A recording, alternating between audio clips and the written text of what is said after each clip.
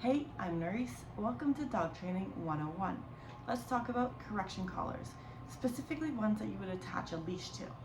There's a few different types. You have your prong collar, either metal or plastic, and you have a martingale collar. There's also choke chains, but I'm not going to talk about those.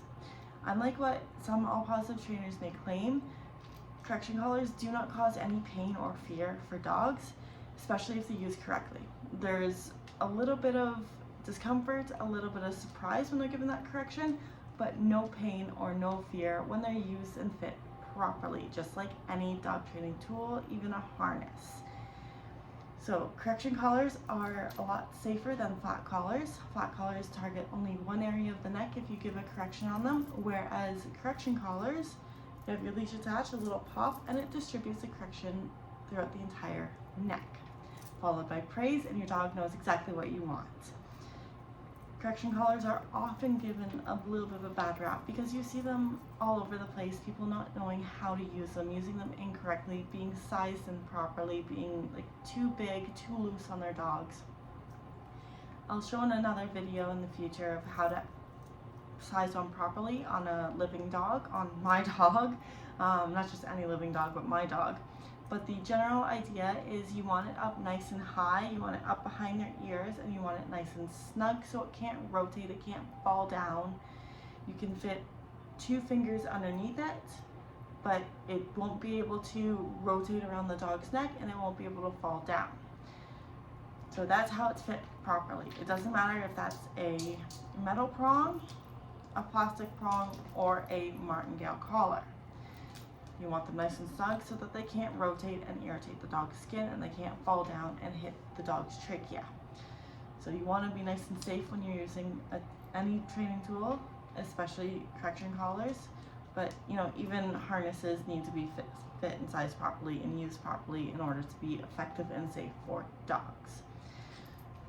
So correction collars, you'll see them often with people letting their dogs pull on them because they're marketed towards big pulling dogs that need help with control. But yes, they're absolutely fantastic tools to teach your dog how not to pull. That's the fastest way to do it. You give that, when your dog pulls, you give that correction and then you praise when they're no longer pulling. But you're never supposed to let the dog just pull on it. That's where you'll get some damage. That's where you'll get, the bad rap from, but that's not being used correctly. So used correctly and safely, just like any dog training tool. Again, harnesses can do a lot of damage to dogs when they're not being used correctly as well. It's just as safe as any other dog training tool when used correctly. So I love these, absolutely. I mostly use the metal prong collar on dogs, but if a dog finds this too intrusive, and different dogs require different tools. Some dogs might find one thing more intrusive than another. One dog may be perfectly fine with a head collar, and another dog might absolutely hate a head collar. Same with different types of harnesses, same with different types of collars. So a lot of dogs I will use the metal prong collar on, but if a dog finds this absolutely too intrusive, then we can bump down to a plastic prong. Plastic prong is less intrusive. And then the least intrusive is the martingale collar. So I might start a super timid, super scared, super anxious rescue dog on a martingale collar and see where that gets us in terms of levels of corrections and what the dog is comfortable with, versus a stronger, more outgoing, more dominant dog. I'm probably going to start on a prong collar, and I introduce it a certain way. I make sure that the first time that the dog feels the correction isn't the first time that they've had the collar on, that I've introduced it in a way that the dog loves the collar, that it hears it jingling and it knows that good things are coming, that it's time for training, it's time for walking, it's time for going and visiting someone.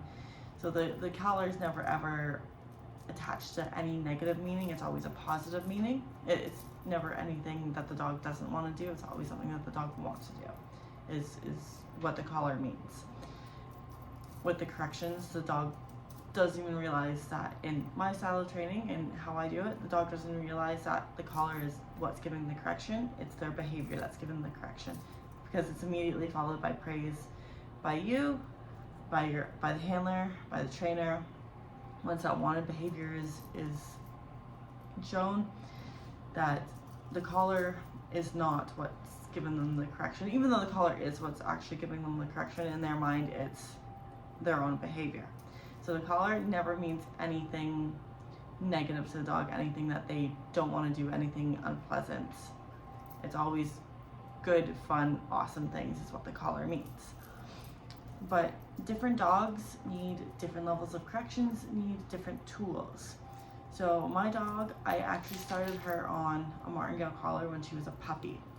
She was a little bit more reserved, she's a little bit more timid, pretty laid back. So I started her, I was like, you know what, yes, like martingale collar, this is, you know, what's gonna work for her. A week later, martingale collar, corrections, like she didn't care about the corrections. So I bumped her up to the plastic prong collar. A couple weeks on the plastic prong collar, again, stopped caring about the corrections on that. Got up to the metal prong collar, and that's what worked for her. So sometimes with correction collars and your dog can surprise you. So what I thought I was gonna need a martingale collar, I ended up using a metal prong collar on her. It's just how she is, and the corrections on the prong collar, the metal one, very small, like at a scale of 1 to 10, maybe a 2 or a 3 at most on the metal one. Whereas on the plastic one, she was getting 7s and 8s on the plastic prong.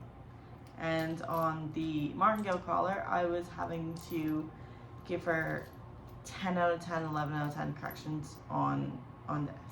So teaching her to heel and all that, you don't want to be giving huge corrections. You want the smallest corrections you need, and that was on the metal prong for her. Some dogs, the metal prong is just way too much for them. Even the tiniest little correction on the metal prong, and it could surprise you. You could have a big, seemingly dominant mastiff breed or bully breed or something like that you would think that you would need a huge metal prong on, and it surprises you. The dog, it's way too intrusive for the dog. The dog kind of shuts down. It's not happy with it. You go down to a plastic prong, and that is perfect. You need, you know, level 3 and 4 corrections on a plastic prong, and you know that is absolutely fantastic for it. You know, any dog can go on a martingale collar, but if you're having to give like huge corrections because you're teaching your dog to heel, to not pull when you're walking with them, to teaching them the stay and to not break the stay, you need that correction. It's a lot better to not have to use massive corrections on a martingale collar and use a, you know, one of these, depending on what the dog responds better to, because you want to be effective with your corrections without using too much, which is, and again, anything in dog training, you want to be effective without overdoing it. So correction collars, wonderful, wonderful tools. I will show on my dog in another video how to fit them properly. There's different sizes for different dogs. It's a whole world of correction collars, and as long as they're introduced properly, as long as they're used correctly, they are probably hands down the best tools that you can use. And like I always tell people, find a trainer, get them to size it correctly for you, get them to show you how in real time how to use it properly. It's hard to really get it just from a video, and figure out what's the best for your dog. Does your dog do great on a martingale collar? Awesome. Does your dog need a plastic prong? Nothing wrong with that. Does your dog need a metal prong? Absolutely nothing wrong with that. So it's all about what your dog needs. Just use the tools, use them safely, use them with a trainer and letting you know how to use them, but hands down, best tools and a lot safer than many other tools out there. Bye.